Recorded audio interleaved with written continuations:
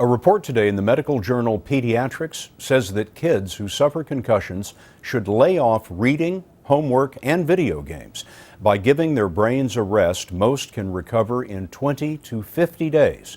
And that's about twice as fast as those who keep doing those activities. We also have news tonight about how concussions are diagnosed. Dr. Jon LaPook tells us researchers are developing a test that could be a game changer. Quarterback Taylor Kelly of the Arizona State Sun Devils understands the mindset of college football players when it comes to injuries. You really can't trust the judgment of a guy who's 18 to 22, right? Exactly. And they're going to want to keep playing, right? Definitely, guys just want to go out there and play it. They don't care if, their head's a little bit banged up. And we see more injuries as a result of that. Neurologist Dr. Javier Cardenas specializes in brain injury. He says overcoming the reluctance of athletes to admit symptoms is only one of the problems in diagnosing concussions. Right now, when we identify a concussion, it is purely subjective.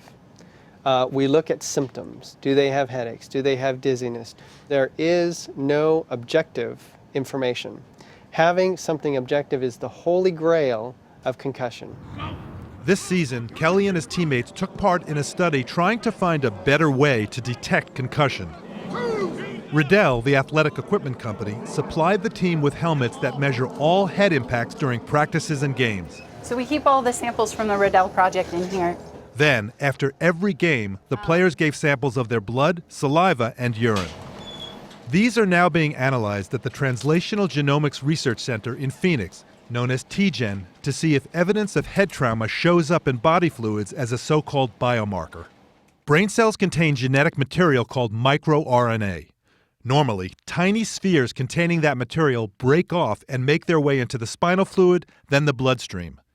During a concussion, the brain actually bounces against the skull, and researchers believe the impact can cause changes in the microRNA, changes they hope can be detected in blood tests.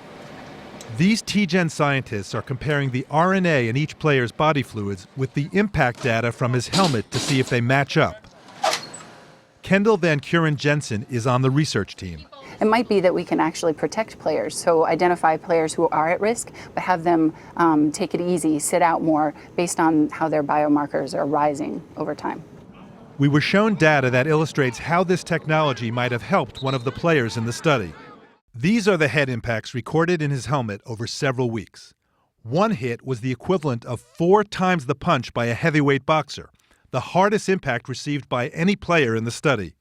He continued to play and was diagnosed with a concussion 10 days later. Well, that's eye-opening. This research, John, could it help us understand more about concussions and how they occur? I think that's the hope, Scott. I mean, what we need is a better way of picking up subtle but clinically significant brain damage that occurs because of a hit to the head.